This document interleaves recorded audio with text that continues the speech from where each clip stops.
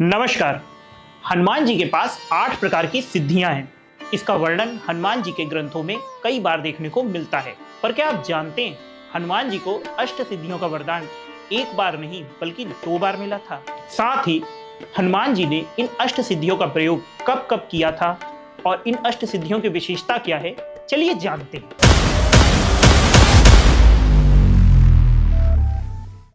सबसे पहली सिद्धि है अणिमा।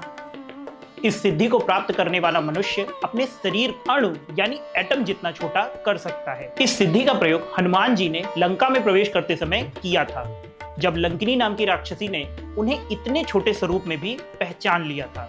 इसके अलावा समुद्र पार करते समय जब नाग माता सुरसा ने उनका रास्ता रोक लिया था, तब हनुमान जी इसी सिद्धि का प्रयोग करके अपने शरीर को छोटा करके उनके मुख में जाकर वापस आ गए थे। दूसरी सिद्धि है महिमा।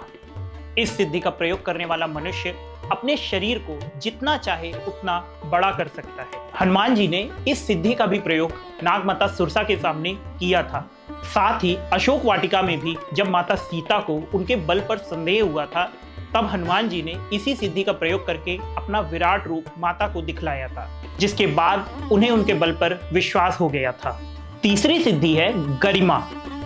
इस सिद्धि को प्राप्त करने वाला मनुष्य अपने शरीर को काफी भारी कर सकता है। इस सिद्धि का प्रयोग हनुमान जी ने द्वापर युग में महाबली भीम का घमंड तोड़ने के लिए किया था। उन्होंने एक वृद्ध वानर का रूप रखकर भीम से अपनी पूंछ हटाने को कहा था, जिसके बाद भीम ने घमंड में आकर उनकी पूंछ को हटाना चाहा, पर वो उनसे हिली तक नहीं। जिसके बाद भीम को यकीन हो गया कि ये साक्षात हनुमान जी ही हैं। जिसके बाद उन्होंने हनुमान जी से क्षमा मांगी और हनुमान जी ने उन्हें क्षमा करके बल का वास्तविक अर्थ समझाया। चौथी सिद्धि है लघिमा। ये सिद्धि साधक को भार रहित बना देती है। इस सिद्धि का प्रयोग हनुमान जी ने अशोक वाटिका में किया था। उन्होंने अणिमा सिद्धि से अपने शरीर को छोटा करके लघिमा सिद्धि से भार रहित कर लिया था और जिस वृक्ष के नीचे माता सीता बैठी थी, उसी वृक्ष पर बैठकर उन्होंने माता से संवाद किया था। पांचवी सिद्धि है प्राप्ति। जैसा कि नाम से ही लग रहा है, इस सिद्धि के प्रयोग से कुछ भी प्राप्त किया जा सकता है। इतना ही नहीं, इसके प्रयोग से भविष्य भी देखा जा सकता है, साथ ही पशु पक्षियों से भी बातचीत की जा सकती है। हनुमान जी ने भविष्य देखने के लिए या फिर कुछ प्राप्त करने के लिए कभी इस सिद्धि का प्रयोग नहीं किया।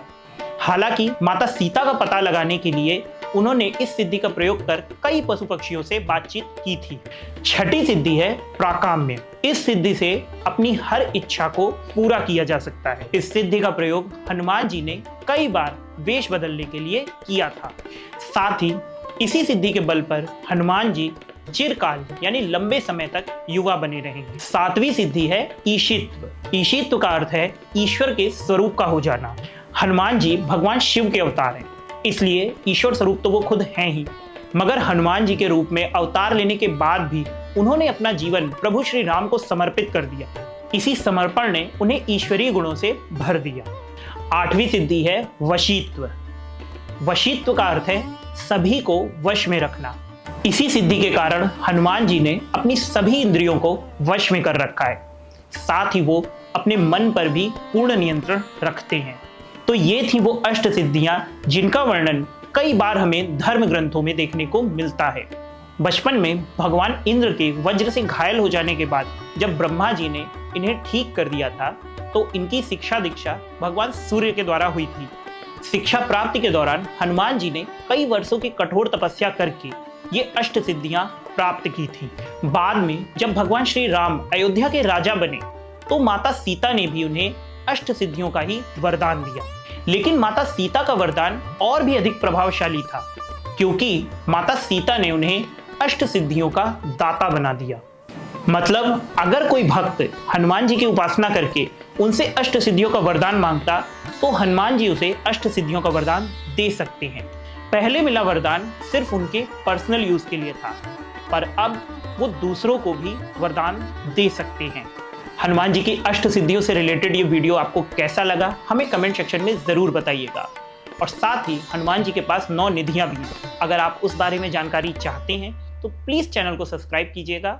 हम इसका अगला वीडियो जरूर लेकर आएंगे। Thank you.